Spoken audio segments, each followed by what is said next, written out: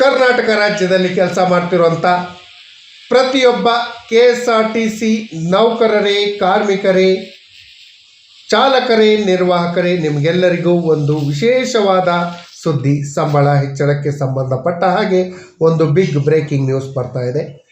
ಇದೇ ತಿಂಗಳ 6ನೇ ತಾರೀಕು ನಮ್ಮ ಕರ್ನಾಟಕ ರಾಜ್ಯದ ಮುಖ್ಯಮಂತ್ರಿಗಳಾದ ಸಿದ್ದರಾಮಯ್ಯ ಅವರು ಕರ್ನಾಟಕ ರಾಜ್ಯ ಬಜೆಟನ್ನು ಮಂಡನೆ ಮಾಡ್ತಾ ಇದ್ದಾರೆ. ಈ ಬಜೆಟ್ನಲ್ಲಿ ನೌಕರರ ಸಂಬಳ 15% 20% ಹೆಚ್ಚಳ ಆಗತ್ತಾ? ಗುಡ್ ನ್ಯೂಸ್ ಸಿಗತ್ತಾ?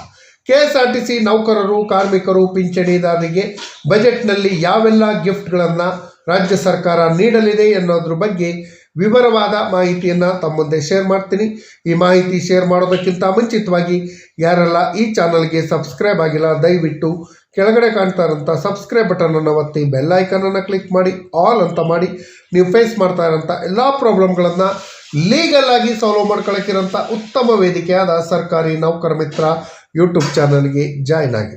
ಸ್ನೇಹಿತರೆ, ಇದೇ ತಿಂಗಳ 6ನೇ ತಾರೀಕು ನಮ್ಮ ಕರ್ನಾಟಕ ರಾಜ್ಯದ ಮುಖ್ಯಮಂತ್ರಿಗಳಾದ ಸಿದ್ದರಾಮಯ್ಯ ಅವರು ರಾಜ್ಯದ ಬಜೆಟನ್ನು ಮಂಡನೆ ಮಾಡ್ತಾ ಇದ್ದಾರೆ. 2026-27ನೇ ಸಾಲಿನ ಬಜೆಟ್ ಮಂಡನೆ ಮಾಡ್ತಾ ಇದ್ದಾರೆ. ಈ ಬಜೆಟ್ ಸಮಯದಲ್ಲಿ KSRTC ನೌಕರರು, ಕಾರ್ಮಿಕರು, ಪಿಂಚಣಿದಾರರ ಆಸೆಗಳು ಗರಿಗೆದರಿದೆ. ಬಜೆಟ್ನಲ್ಲಿ ನಮಗೇನೆಲ್ಲ ಸಿಗ್ಬೋದು, ನಮ್ಮ ಬೇಡಿಕೆಗಳು ಏನು ಅನ್ನೋದ್ರ ಬಗ್ಗೆ ಚರ್ಚೆಗಳು ಸ್ಟಾರ್ಟ್ ಆಗಿದೆ. ಈ ಚರ್ಚೆಗಳ ಜೊತೆಯಲ್ಲಿ ಮಾನ್ಯ ಮುಖ್ಯಮಂತ್ರಿಗಳಿಗೆ ನಮ್ಮ ಕೆಲವೊಂದು ಮನವಿಗಳನ್ನು ಕೊಟ್ಟಿದ್ದೀವಿ. ಬಜೆಟ್ನಲ್ಲಿ KSRTC ನೌಕರರು, ಕಾರ್ಮಿಕರು, ಪಿಂಚಣಿದಾರರಿಗೆ ಯಾವೆಲ್ಲ ಸೌಲಭ್ಯಗಳನ್ನು ಕೊಡಬೇಕು ಅಂತ ಹೇಳಿ ಆ ಸೌಲಭ್ಯಗಳ ಪಟ್ಟಿಯನ್ನು ಇಲ್ಲಿ ಕೊಟ್ಟಿದ್ದೀನಿ. ಯಾವೆಲ್ಲ ಗುಡ್ ನ್ಯೂಸ್ಗಳು ಚಾಲಕರು, ನಿರ್ವಾಹಕರು ಎಲ್ಲರಿಗೆ ಸಿಗತ್ತೆ ಅನ್ನೋದ್ರ ಬಗ್ಗೆ ಇಲ್ಲಿದೆ ವಿವರವಾದ ಮಾಹಿತಿ. ಕೊನೆವರೆಗೂ ಈ ವಿಡಿಯೋನ ನೋಡಿ. 27ನೇ ಸಾಲಿನಲ್ಲಿ ಬಜೆಟನ್ನು ಮಂಡನೆ ಮಾಡ್ತಾ ಇದ್ದಾರೆ. ಕರ್ನಾಟಕ ರಾಜ್ಯ ಬಜೆಟನ್ನು ಮಂಡನೆ ಮಾಡ್ತಾ ಇದ್ದಾರೆ. ಈ ಬಜೆಟ್ನಲ್ಲಿ Karnataka state road transport corporation, KSRTC ಹಾಗೂ ಅದರ ನೌಕರರ ಮುಖ್ಯ ಬೇಡಿಕೆಗಳೇನು, ಇಂಪಾರ್ಟೆಂಟ್ ಆಗಿ KSRTC ಚಾಲಕರು, ನಿರ್ವಾಹಕರು, ನೌಕರರ, ಕಾರ್ಮಿಕರ ಬೇಡಿಕೆಗಳೇನು, ಈ ಬಜೆಟ್ನಲ್ಲಿ ಯಾವ್ಯಾವ ಬೇಡಿಕೆಗಳಿದೆ, ಯಾವ ಬೇಡಿಕೆ ಈಡೇರ್ಬೋದು, ಯಾವೆಲ್ಲ ಸಿಹಿ ಸುದ್ದಿಗಳು ಸಿಗ್ಬೋದು ಅನ್ನೋದ್ರ ಬಗ್ಗೆ ನೋಡೋದಾದರೆ, ಸರ್ಕಾರದ ಬಳಿ ಕೇಳೋದೇನೆಂದರೆ ಮುಖ್ಯವಾಗಿ ಸಾಲದ ಪಗಡಿ ಅಂದರೆ ಹಿಂಬಾಕಿಯನ್ನು ಕೊಡಿ. ಅಂದರೆ ಈಗ 38 ತಿಂಗಳ ಬಾಕಿ ಸಂಬಳ ಏನಿದೆ ಅದನ್ನು ಫಸ್ಟ್ ಕೊಡಿ ಅಂತ ಹೇಳಿ ಬಜೆಟ್ನಲ್ಲಿ ಅದಕ್ಕೋಸ್ಕರ ಅನುದಾನವನ್ನು ತೆಗೆದಿಡಿ ಅಂತ ಹೇಳಿ ಕೇಳ್ತಾ ಇದ್ದೀವಿ. ಅದರ ಜೊತೆಯಲ್ಲಿ ವೇತನ ಪರಿಷ್ಕರಣೆ ಬೇಡಿಕೆ ಹೊಂದಿದೆ. ಇದನ್ನು 2026-27ರ ಬಜೆಟ್ ವೇಳೆಯಲ್ಲಿ ಯಾವ ರೀತಿಯಲ್ಲಿ ಬಗೆಹರಿಸ್ತಾರೆ ಅನ್ನೋದನ್ನು ನಾವು ನೋಡಬೇಕಾಗತ್ತೆ. ಹಿಂಬಾಕಿ ಸ್ಯಾಲ್ರಿ ಅರಿಯರ್ಸು, ನೌಕರರು ಕಳೆದ 38 ತಿಂಗಳ ವೇತನ ಬಾಕಿಯನ್ನು ಕೊಡಿ ಅಂತ ಹೇಳಿ ಬೇಡಿಕೆಗಳನ್ನು ಇಡ್ತಾ ಇದ್ದೀವಿ. 1 ಜನವರಿ 2020ರಿಂದ 28 ಫೆಬ್ರವರಿ 2023ರವರೆಗಿನ ಸುಮಾರು 38 ತಿಂಗಳ ವೇತನ ಹಿಂಬಾಕಿಯನ್ನು ವಾಪಸ್ ಕೊಡಿ, ಇದಕ್ಕಾಗಿ ಅನುದಾನ ತೆಗೆದಿಡಿ ಅಂತ ಹೇಳಿ ಕೇಳ್ತಾ ಇದ್ದೀವಿ. ಸರ್ಕಾರ ಸುಮಾರು 38 ತಿಂಗಳ ಬದಲಾಗಿ 26 ತಿಂಗಳ ಹಿಂಬಾಕಿ ವೇತನಕ್ಕೆ ಪಾವತಿಗೆ ಆದೇಶ ಮಾಡಿದೆ. ಅದರಲ್ಲಿ 1271.92 ಕೋಟಿ ಇದೆ. ಆದರೆ ನೌಕರ ಒಕ್ಕೂಟ ಇದನ್ನು ಸಂಪೂರ್ಣವಾಗಿ ತಿರಸ್ಕರಿಸಿದೆ. ನಮಗೆ ಬಾಕಿ ಇರುವಂತಹ 38 ತಿಂಗಳ ವೇತನ ಹಿಂಬಾಕಿ ತಕ್ಷಣ ಕೊಡಬೇಕು, ಇದು ನಮ್ಮ ಹಕ್ಕು, ಭಿಕ್ಷೆ ಅಲ್ಲ ಅಂತ ಹೇಳಿ ಕೇಳಿದೆ. ಹಾಗಾಗಿ 38 ತಿಂಗಳ ವೇತನ ಹಿಂಬಾಕಿ ಸರ್ಕಾರ ತಕ್ಷಣ ಮಂಜೂರು ಮಾಡಬೇಕು. ಮಂಜೂರಿಗಾಗಿ ಈ ವರ್ಷದ ಬಜೆಟ್ನಲ್ಲಿ ಅನುದಾನವನ್ನು ತೆಗೆದಿಡಬೇಕು ಅಂತ ಹೇಳಿ ಪ್ರಮುಖವಾದ ಬೇಡಿಕೆ.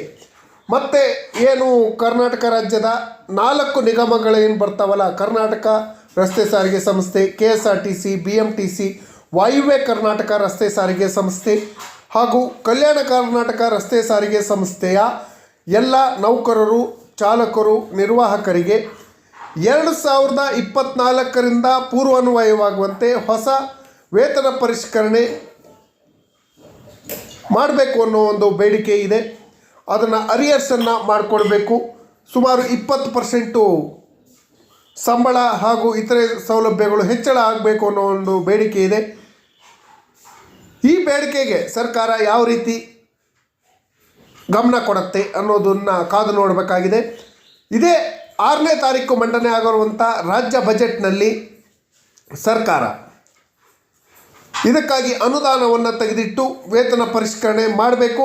2024ರಿಂದ ಇಲ್ಲಿವರೆಗಿನ ವೇತನವನ್ನು ಅರಿಯರ್ಸನ್ನು ಮಾಡಿಕೊಡಬೇಕು ಅಂತ ಹೇಳಿ ಒಂದು ಪ್ರಮುಖವಾದ ಬೇಡಿಕೆ. ಇದಕ್ಕಾಗಿ ಸರ್ಕಾರದ ಜೊತೆ ಮಾತುಕತೆ ಪ್ರಕ್ರಿಯೆಗಳು ಆರಂಭಿಸಿದೆ. ಆದರೆ ಹೋರಾಟಗಾರರು ಸ್ಪಷ್ಟವಾಗಿ ಆದೇಶ ಬರೋಕ್ಕಾಗಿ ಒತ್ತಾಯಿಸ್ತಾ ಇದ್ದಾರೆ. ಸ್ಪಷ್ಟ ಆದೇಶ ಬೇಕು, ನಮಗೆ ಎಷ್ಟು ಪರ್ಸೆಂಟು ಸಂಬಳವನ್ನು ಹೆಚ್ಚಳ ಮಾಡ್ತೀರಿ ಅನ್ನೋ ಒಂದು ಸ್ಪಷ್ಟ ಆದೇಶ ಗೌರ್ಮೆಂಟ್ ಜೀವೋ ಆಗಬೇಕು ಅಂತ ಹೇಳಿ ಕೇಳ್ತಾ ಇದ್ದಾರೆ. ಇದಕ್ಕಾಗಿ ಅನುದಾನ ತೆಗೆದಿಡುವಂಥ ಸಾಧ್ಯತೆಗಳು ಹೆಚ್ಚಾಗಿದೆ ರಾಜ್ಯ ಬಜೆಟ್ನಲ್ಲಿ. ಸ್ನೇಹಿತರೆ, ಉಳಿದ ಬೇಡಿಕೆಗಳು ತುಂಬ ಇದೆ. ಅದರಲ್ಲಿ ಪ್ರಮುಖವಾದ ಬೇಡಿಕೆ ಅಂದರೆ ನಾಲ್ಕು ನಿಗಮದ ನೌಕರರು, ಕಾರ್ಮಿಕರು, ಪಿಂಚಣಿದಾರರಿಗೆ ಹಾಗೂ ಚಾಲಕರು, ನಿರ್ವಾಹಕರನ್ನು ಸರ್ಕಾರಿ ನೌಕರರು ಅಂತ ಘೋಷಣೆ ಮಾಡಬೇಕು. ನಾವು ಸರ್ಕಾರದ ಪರವಾಗಿ ಕೆಲಸ ಮಾಡ್ತೀವಿ, ಸಾರ್ವಜನಿಕರಿಗಾಗಿ ಕೆಲಸ ಮಾಡ್ತೀವಿ, ನಮಗೆ ನಿಗಮ ಬೇಡ, ನಿಗಮದಿಂದಾಗಿ ನಮಗೆ ಸರಿಯಾಗಿ ಪಿಂಚಣಿಗಳು ಸಿಗೋದಿಲ್ಲ, ಸರಿಯಾಗಿ ಸಂಬಳ ಸಿಗೋದಿಲ್ಲ, ಹಾಗಾಗಿ ತಕ್ಷಣ ನಮಗೆ ಸರ್ಕಾರಿ ನೌಕರರಾಗಿ ಘೋಷಣೆ ಮಾಡಿ ಸರ್ಕಾರಿ ನೌಕರರಿಗೆ ಸಿಗುವಂಥ ಎಲ್ಲ ಸೌಲಭ್ಯಗಳನ್ನು ಕೊಡಬೇಕು ಅಂತ ಹೇಳಿ ಮನವಿಯನ್ನು ಮಾಡ್ಕೊಳ್ತೀವಿ. ಈ ಬಜೆಟ್ನಲ್ಲಿ ನಾಲ್ಕು ನಿಗಮದ ನೌಕರರನ್ನು ಸರ್ಕಾರಿ ನೌಕರರಾಗಿ ಘೋಷಣೆ ಮಾಡೋಕ್ಕೆ ಏನೇನು ಕ್ರಮಗಳನ್ನು ಕೈಗೊಳ್ಳಬೇಕು ಆ ಕ್ರಮಗಳನ್ನು ಕೈಗೊಳ್ಳಬೇಕು. ಅದರ ಜೊತೆಯಲ್ಲಿ ಅದಕ್ಕೆ ಬೇಕಾದ ಅನುದಾನವನ್ನು ತೆಗೆದಿಡಬೇಕು.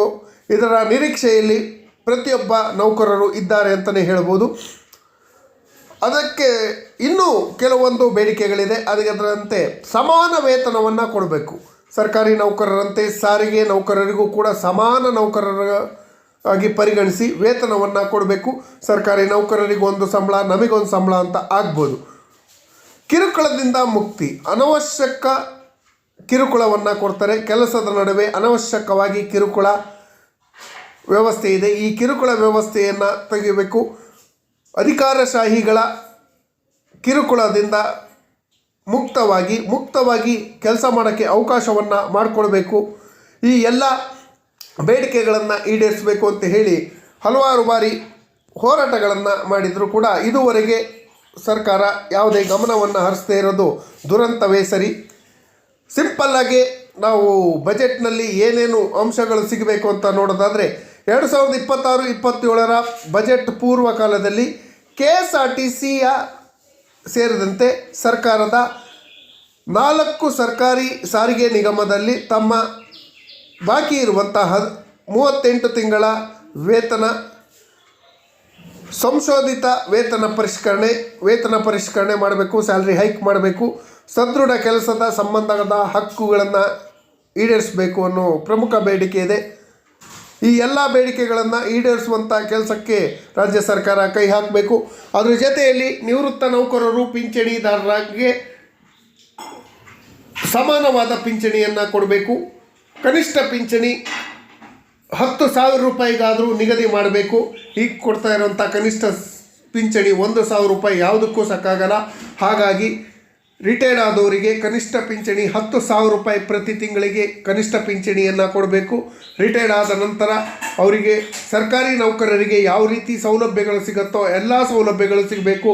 DCRG ಇರ್ಬೋದು, ಕಮಿಟೇಷನ್ ಇರ್ಬೋದು, EL ಎನ್ಕೇಸ್ಮೆಂಟ್ ಸೇರಿದಂತೆ ಎಲ್ಲ ಪೆನ್ಷನ್ ಬೆನಿಫಿಟ್ಸನ್ನು ಕೊಡೋಕ್ಕೆ ಮನವಿಯನ್ನು ಮಾಡ್ಕೊಳ್ತೀವಿ. ರಾಜ್ಯದ ಮುಖ್ಯಮಂತ್ರಿಗಳು ಸಹಾನುಭೂತಿಯಿಂದ KSRTC ನೌಕರರು, ಕಾರ್ಮಿಕರು, ನಿರ್ವಾಹಕರು ಹಾಗೂ ನಿವೃತ್ತ ನೌಕರರು, ಪಿಂಚಣಿದಾರರ ಸಮಸ್ಯೆಗಳಿಗೆ ಸ್ಪಂದಿಸುವ ಭರವಸೆ ಇದೆ.